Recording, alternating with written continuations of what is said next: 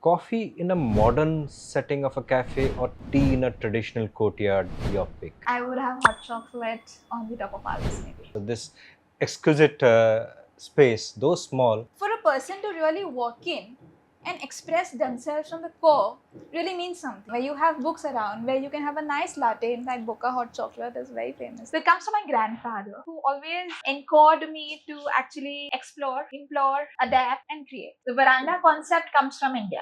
because that built the community. In fact, that's what we look ahead at, right? Remind of the roof of Casamila. A building in Odisha you'd love to redesign. Our secretariat building maybe. It's not like you learn one or two softwares and then you are establishing in a field. You constantly have to keep Evolve and adapt Yes, to new yes. things.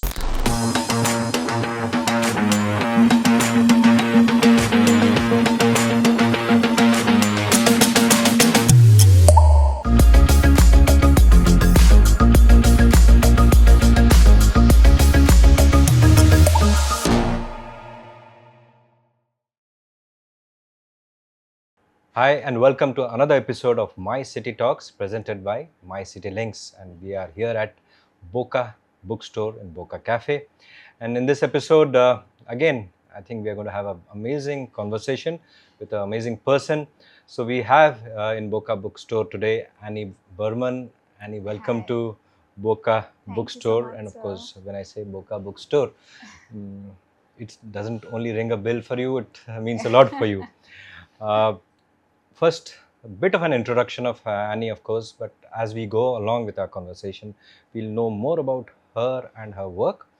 And it's so interesting, a subject which interests me, but I'm not a professional, I'm just an outsider. It's about architecture, design, about architectural journalism, a lot of things which connects with making houses, making homes, making offices. So Annie Burman is architect in form and function. She's the managing director of D Salto. So though she's very young and very dynamic, but though she has made Odisha her home, but her operations and exposure is global. We'll talk more about it. But I'll start off with Annie. Now, how do you feel in Boca Bookstore? Does it feel like home? So it definitely feels as if I've inhabited my own sketch. But Absolutely. impeccably welcoming, and thank you so much to you and My City Links for inviting me over. And it's an honor. Thanks so much, Annie, for coming here for the My City Talks. We are sitting here in Boca Bookstore, a space you designed, and that's for Yeah. the audience and Yeah. to remind you also. I'm sure you're not forgotten. How does it feel to record this podcast in one of your own creations? Because this exquisite space, though small, has created a lot of impressions for all the people who have visited here. So, for you, how does it feel? So as I said, it's very, very welcoming, and I feel as if you sketch a place and then suddenly you're just sitting there. But it's really nice. So I still remember when Samir sir said that he wanted to make a reading space in Boca Cafe. It definitely lit me up because Bhubaneswar is filled with so many book aficionados and the literati who really want a space where they can sit. They can just sit and read. Right. You can read anywhere, in a park, at home, wherever. But to have a space which encourages and uplifts your mood of reading, where you have books around, where you can have a nice latte. In fact, Boca hot chocolate is very famous that way. But it definitely uplifts your spirit. So creating this project has been a very, very passionate thing from my core. In fact, I was one of the people who was missing a space like this in Bhubaneswar. So it's been a great experience. Also, when we talk of Boca as a form, Boca figuratively suggests expressionism, right? And as you know, the full form of Boca is books, office, coffee, culture, and art. So, books is with a capital B. Yes. So we have books. So all forms of art. And in Boca, even the other outlets and everything, there is one form, one theme that is maintained of essential minimalism. Right. Now, where we are playing with all kinds of raw materials, light, and a pop of the Boca blue, which everything seamlessly integrates into each other. We're creating a seamless space where you just walk in and you are addressing yourself. Now, all kinds of expression, right? We have workshops here. There are painting exhibits.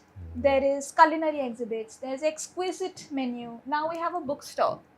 So, for a person to really walk in and express themselves from the core really means something. Like if we design a space which is overwhelming, great in design, but as we know, a certain space creates a vibe in a person, certain kind of an impression on the headspace. At least you can feel like yourself when you're here. You don't feel like a different person. Exactly. Or you don't have to put up an act. Exactly. So creating a comfort space, I feel, is essential to uplift the whole meaning of book in itself. So thanks again, Annie, for creating this beautiful space. We always had books to read as a library, but now it's a bookstore, so people can come and buy books here. They can browse, and thankfully we also started this podcast, which is inside this space. It's so nicely created that podcast can happen also. So multitasking for Bookstore has become a way of life. And very small things like there's this, so many libraries we go to. Say there's a town called Padova, which is called a university town in Italy. There are huge libraries and bookstores, where you need ladders to climb up and pick up a book. Now that itself is an experience. So here we have a tiny ladder. Where you can go and pick up a book from the top shelves. Like you don't need assistance. So small things that we can incorporate. Honestly, I was wondering what the ladder was for. You now have told me. Yeah, that's perception. In fact, I saw a couple of people using it as a seating and I was like, oh no. But yeah, that was the idea behind it. So now everybody watching now knows what the ladder is for, essentially. In fact, it's not just a prop, it's something to be used. Yes. In fact, we have a seating here in this circular space. So when probably somebody takes a picture on a panoramic frame, you're sitting within the books. So you establish yourself as a book connoisseur. That was also an idea behind. That's it. Everybody who comes to Boca Cafe and Master Canteen and Boca Bookstore wants a selfie or some kind of picture in that space which you have is definitely essential. Created. Now, from Boca Bookstore, we come back to you. You founded your architectural firm, Di Salto. What does the name represent? Hopefully, I've pronounced it properly, Di Salto. Yes.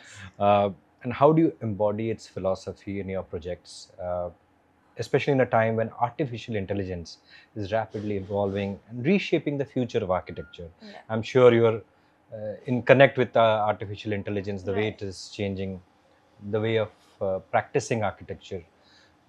So how did you start off with this name, Di Salto, and everything about this organization? Yes, it's actually very intriguing. So Di Salto in itself means a leap. So figuratively, what does it mean once again? A leap. Taking a leap. So a lot of people take it as progress, but figuratively it would suggest taking a leap of faith, right? So in every project that we do, I would like to vision something new. Like every project comes with different challenges, of course, in different terrains, different, the encompassing features are all different. So when you walk into a space, you shouldn't be feeling the same thing. Like, that's what I want to encompass in most of my projects. And also, like you said, AI. Now, so I would like to ask you, since you're in the whole line of media and AI, definitely it takes over a lot of manpower, a lot of technical to-dos and know-hows. And it has a lot of very varied kinds of suggestions and informatics associated to every profession, in fact. But do you really think AI is going to take over the human? I don't think so, but I don't know how people are going to use it, are using it for media, communication, and even design and all that. I think human intervention is very important to first form the concept, because that can only come with the human imagination and ideas. AI may help you to structure it faster, because we take a lot of time sometimes to. Then again, you need human intervention and natural intelligence to work with AI, because if you don't work well with AI, you don't know which way it's going to go. So I'm sure it's not going to take over, and there are millions of people who may get affected by AI for whatever reasons, good or bad, Yes. but they don't necessarily have to use AI. I mean, Yes. if we AI is automatically coming into new phones, new software, and stuff like that. Yes. But we are not using as we are using it as a user, like we are doing it with algorithms. We have social media, which they're doing work in the background. Yes. So AI is maybe going to be part of our lives, but professionally we don't always need to be very dependent on it. Yes, I don't think we will be. Yeah, it's supposed to be making our lives easier. Hmm. Like if somebody tells me, design a space or create a space, I want to, this is what I have a design or visioning. I mean, I can structure all the pointers as to what is required, what is the purpose, and this and that.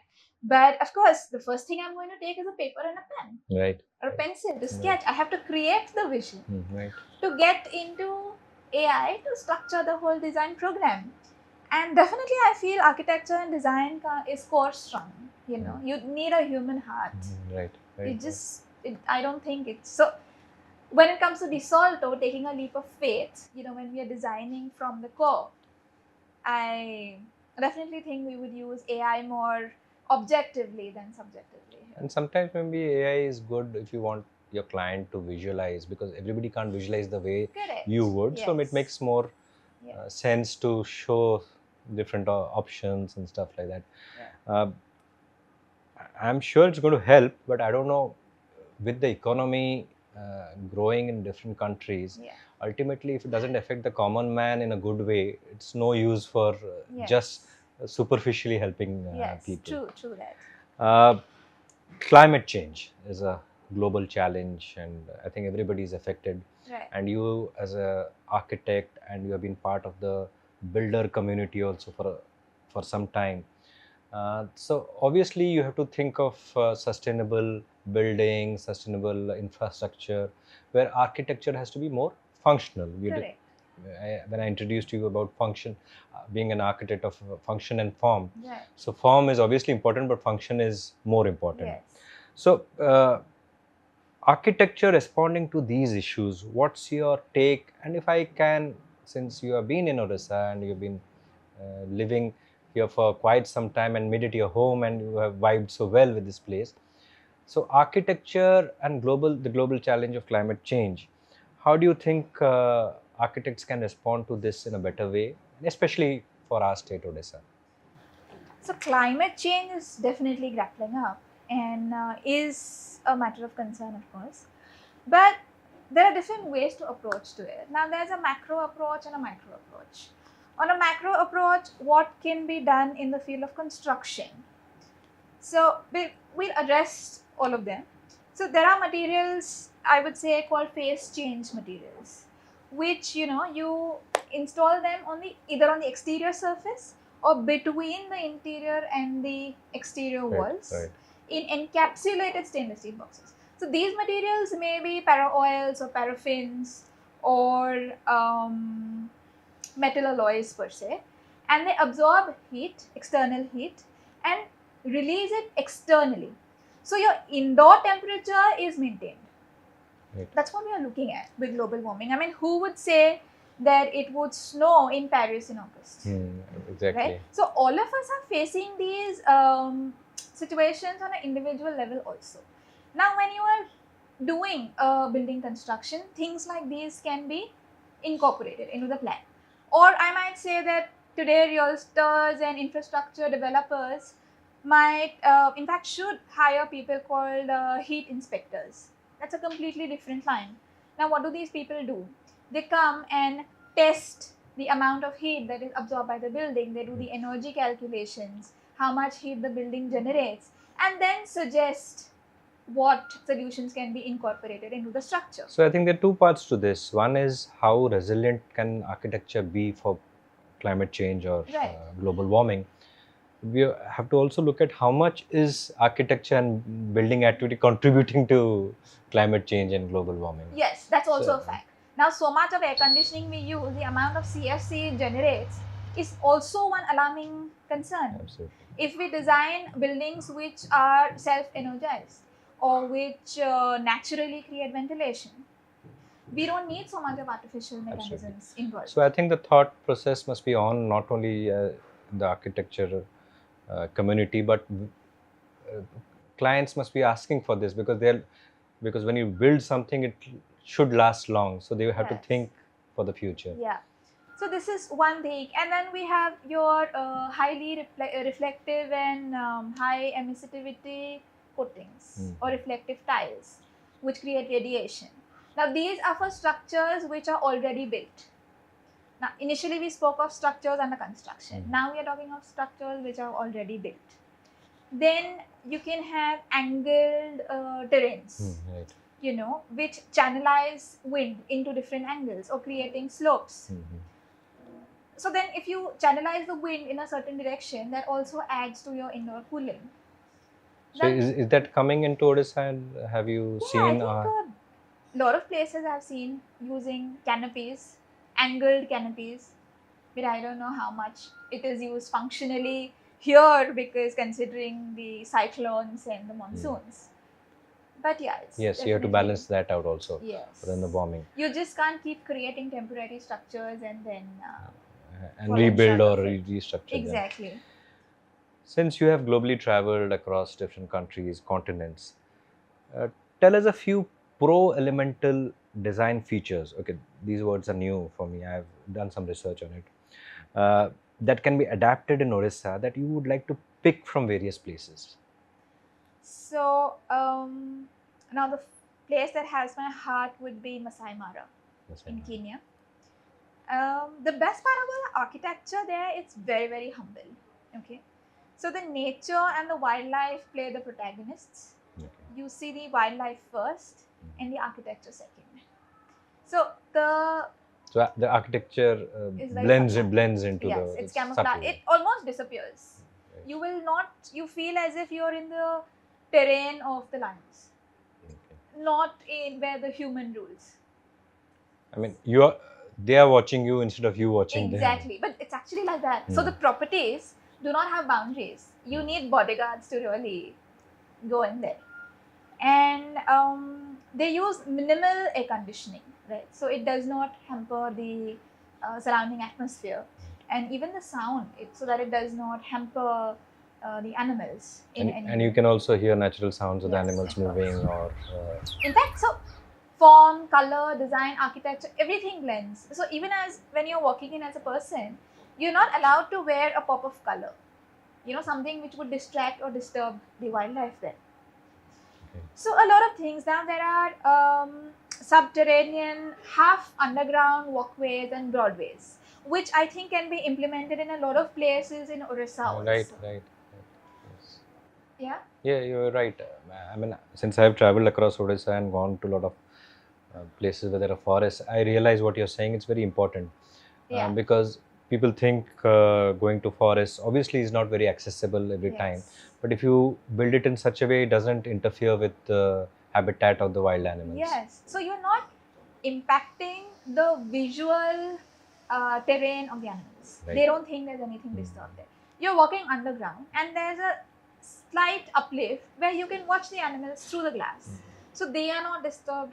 We get our wildlife, exposure. I think in Singapore Zoo also they've started this night visits since a long time, and they've done the lighting in such a way, because most of the animals come only out the nocturnal. Yes. So they come out in the night, but they don't see the light, but you can see the animals. course, so yeah. that's must have so much of research and alignment must have been Yes. done for that. Yes. So that, and then also, things like forest pods or floating pods, which if we say create in Chilika Lake or something, blending into the ambience, and you see flamingos gliding by. I mean, what better than that? Amazing. That's been in my bucket list to visit some sanctuary in Africa, and hopefully Masai Mara should be the one after you told me. Yes, it's life changing. The whole Okay, experience. we are not taking a break here, but something from Boca Bookstore or Boca Cafe which you can relate to is just coming in. So, I think this churros. is yes, churros is Yes. something you like, and people who come to Boca Cafe, thank you. Yes.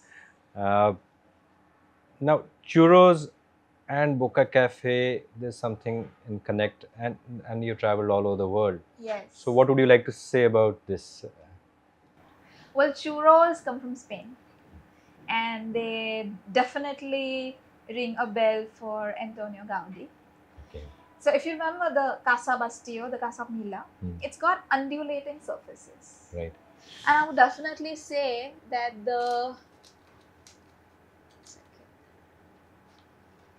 probably the ridges of the churros Hmm. remind of the roof of Casa Mila. Definitely. So, do you think that has been done consciously, or it just happened that You way? never know. That's It's a right. sweet indulgence. After all, Gaudi always said that, architecture shouldn't be taken seriously. In fact, the whole staircase of Sagrada Familia, which has been construction over 100 years or so, that resembles a seashell. Can you believe it? Like inspiration from Okay. such small objects. So, as I mentioned, Masai Mara is in my bucket list or wish list of traveling, and you have made it more interesting by saying the architectural connect Yes, with the yes. place. But what other places you have visited or not visited would want to visit has been an inspiration for you in terms of architecture? So one more place I would like to say is about the Amalfi Coast in the south of Italy. So if you notice, the whole thing is on the cliffside, right, on the hill, and the connectivity of the whole space is through steps. Like you really need to take 1,700 steps to go to Positano. Mhm. There's no other way. But how I would see as form and function is these are the steps which connect different multifunctional spaces. There's no other way. So if we take that into an urban context, we can use, the same concept of steps for creating communal spaces, Right, right. for socializing as a courtyard, but which are also connecting different spaces. So you use height. You just don't create just a random blatant courtyard and drop it there. It really creates space dynamics in urban context. And whatever seems undulated or that can be very interesting and have its own Yes. natural I mean, beauty. design is about cascading into terrain. Why do we really make a Make everything plain flat and or make it nothing level up things vibratory to about? make it. Yeah, yes. In fact, if you cascade with the natural existence, it makes living more interesting. I mean. Absolutely. And the way you live, the way you work, that makes so much of a difference. Yes. I mean, architecture definitely plays the most vital role in a lifestyle design of a person. So I can mention a very small detail. So when you go to these small Swiss chalets, okay, there's this particular plaster etching called Engadine graffiti, which I never knew. I realized I didn't even know when I went to Swiss a couple of times, until I went to these tiny villages. So these etching, they create a depth on the facade, Okay. and which is also insulating. Okay. So So it it has is both function. form It's and not function. only decorative. Right. And if we adapt that here, we can use CNC cuts and plasters. We can do so many things which, so up resolve the facade. So it's, decorative also, functional also. Whereas, for somebody seeing on the outside, does not look like a facade treatment as such. Absolutely. Yeah. So that, and then we can talk about the chalets, right? All the mountain chalets with deep eaves. That is one thing that can be brought here, to keep the sunlight and the ventilation in, on terms of building. Absolutely. I mean, there's a lot of functional aspects which you can integrate, Yeah. whether you take it from a different country or a different region. Yes. So I think the globalization of architecture is also very important. They can take a lot of things which we have naturally. Yes. Whether we use it or not is another thing. Yes. So in fact, in India, we have so many courtyards, right? Right, Courtyard courtyards. houses. The veranda concept comes from India, where you have central fountains and water bodies to create a more subtle ambience as well as passive cooling for the space. Right?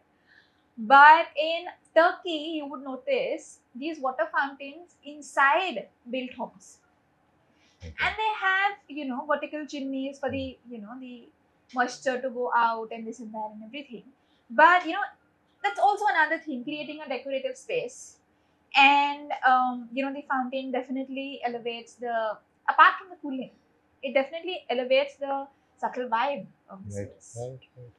So small things which everything you don't get from books or Hmm. from courses. Hmm. You really have to explore An and experience. implore and Hmm. experience. Yes, it all counts together. Agreed. And a lot of people who've traveled from Odisha and their background has been from the rural part of the state, Right. and they've gone and settled in countries abroad, they still think of the beautiful village atmosphere which they had gone from, Yes. the verandas which you mentioned. Yes. Every village, every house had a veranda. Still they have, but now with this mix of modern architecture and buildings Yes. that's slowly going thatched houses and stuff, because that built the community. Yes. Because somebody sitting in his or her home veranda could speak to the neighbor, Right, and so there right, was a right. connect there. So I think community and architecture is very important. Yes, in fact, that's what we look ahead at, right? So tomorrow, if you're going on a holiday, would you like to go to another city, or would you like to go to a subtle space and immerse with the nature? Right, right. I mean, I feel that is the calling of the day. Absolutely. Yeah. Now coming back to Odisha, since we connect so much through our communication and we want to showcase Odisha and so many, Right. and you have been involved in projects and many things about Odisha, the people, the way they work. Odisha is a land rich in art and heritage, that goes without saying. How do the state and its cities influence your ideas? I mean, there would be a lot of things which you would aspire to should change, but a lot of subtle things which are there which you think, okay, this is so interesting, I can incorporate this in my project or idea, whether you do it here or outside Odisha. Yes. So Orissa stands for Kalingan architecture, right? And which is your temple architecture. And the base of temple architecture is sandstone carvings. So sandstone carvings and sculpture is what make the Kalingan architecture, I Right. feel. Now, this particular form, now Kalingan architecture comes from the Kalinga Empire, right? From Ashoka. And King Ashoka was the one who actually took the concept of design from Orissa across the world to Thailand, Bali. Like when we go to Bali, I haven't done When he Bali. propagated Buddhism everywhere, so I think Yes, the leaning same. Buddha and all that. Right, yes. So there's a lot of inspiration from Orissa in the field of architecture and design, and there's a lot of accents of Kalingan architecture in a lot of spaces in the east. Southeast Asia mostly. East and southeast. And also when we're talking of temple architecture, we have to address the Konark temple Absolutely. and the Puri temple. So we go to King Narsingdev. So he was the one who, promoted all of this. And yeah, I think the base of Orissa heritage comes from design and architecture. I still wonder how those times they would be designing stuff, and of course took lots of years to build something. Of course, And it took, in fact, took generations to also complete. Yes, and what we see of Konark now is only the exterior, right? The Mukhya Dwar part. Yes. It's not even the main temple or the whole part of it. Yet it glamours and glimmers through the whole. I think world. with AI now they're able to find some kind of thing which they put in inputs of what is there and what would have been, and trying to find out, because you don't have photos or paintings for every Right. structure. So in a way you can actually visualize what was there. Yes. But you're not very sure whether the AI is correct or Yes, not. of course, of course. Okay, now coming back to your field, your profession, and we actually travel the world in this podcast, and very interesting and informative stuff which you have with a lot of jargon. Okay, I'm also trying to. So I'm sure this is also educative for our audience, because when we talk about architecture, everybody I think relates to architecture, but it's very important because somebody somewhere is always wanted to build something, whether it's or create interiors for their, even could be a studio or a. Yes. So it's a very relatable profession, but it is a profession, so it has to be done professionally. Yes. And Yes. ideas can come from clients and people, and with social media you keep on getting barrages of ideas, but it has to be Right. done in the right way, in form and function. Right. So coming back to your upbringing, and I would just like to ask, what inspired you, since this is very important for the next generation of people who are sometimes confused about what field of profession to take. what inspired you to choose architecture as your career? And what advice would you give to aspiring architects today, whether they're already into architecture or wanting to take up architecture? Yeah. So personally, if you ask me, it's less of what and more of who. Hmm. So it comes from my grandfather, who always, encouraged me to actually explore, implore, adapt, Hmm. and create. So that used to be my passion. And what better than making your passion your profession? Right, right. So, when you're exploring and you're creating something for yourself, you are doing something new every time you design or you take up a project or whatever it is. That I feel is the is the calling for the field. And now, for all those who are aspiring architects or who want to get into the field, now there's a particular notion, or I would call it as an inhibition. Hmm.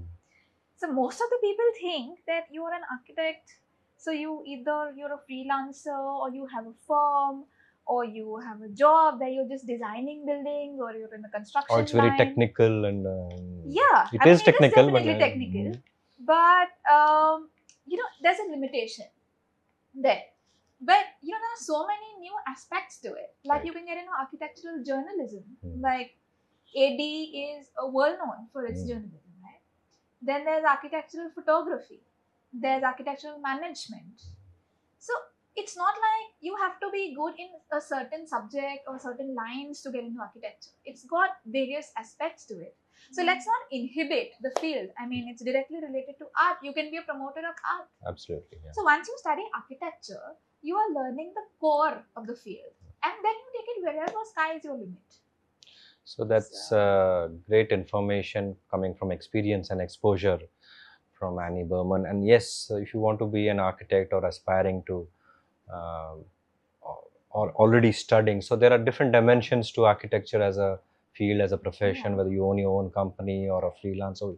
Yes, you have a lot of freedom, but you have to be very focused on ultimately what you want to do. It's just not like you are an architect, so you go and make a building or you Yeah. do interiors. Yes, In yes. fact, these days I'm seeing, people just take it for granted. Oh, you're an architect, you must be doing interiors as well. No.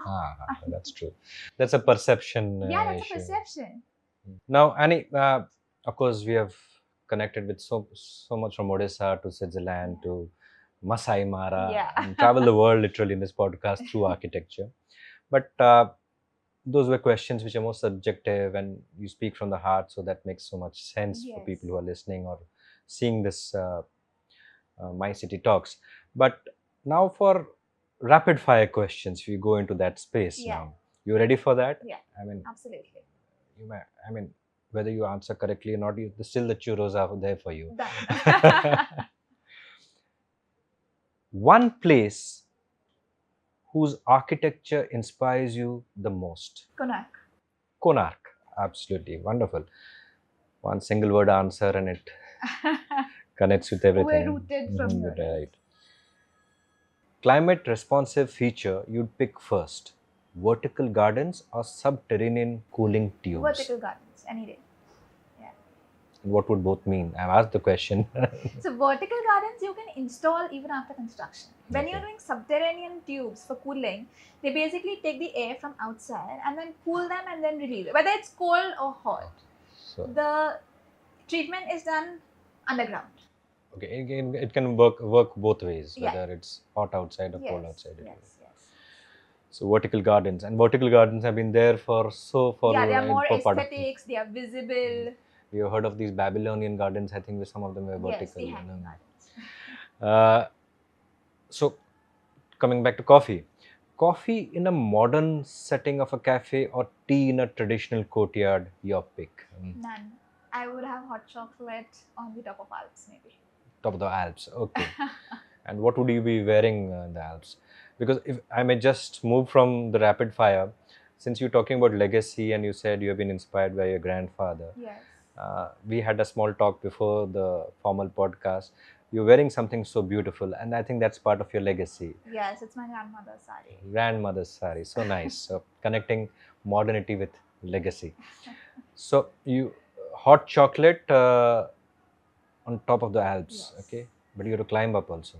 No, I would just Take a a helicopter. gondola. Okay. This is a interesting question. A building in Odisha you'd love to redesign. A secretariat building, maybe. Yes, I think that happened in the 1950s, so that would need some redesigning, and I'm sure sometime in the future either they make a new building or redesign the same. Yeah. I'm sure they'll take your inputs. Well, Okay, hopefully I'm pronouncing these names of architects properly. You can correct me if I'm wrong. Gaudi, Zaha Hadid, or Le Corbusier. Whose design language excites you most? And why, of course, Antonio Gaudi, absolutely. Antonio Gaudi. Yes. And see, the other architects obviously have different perspectives in the design. So, Antonio Gaudi, why would you prefer? Because his inspiration is from simplicity. Simplicity. Yes. And I think that is bespoke. So that's what I would like to picture. So, moving to the future as an architect, as a designer, as a creative person, simplicity would be something fundamental to whatever you do in your work. I think it's already fundamental. Already fundamental. Yes, So it's a principle. it's instilled inside you, Yes, right? yes. Great, Annie. It was a wonderful talk we had. It was the churros we have not managed to have, so we'll have it after the podcast. Yes, yes. So we don't disturb the camera while we are Right. talking and eating. But it was it was a pleasure talking to you, and so much of information.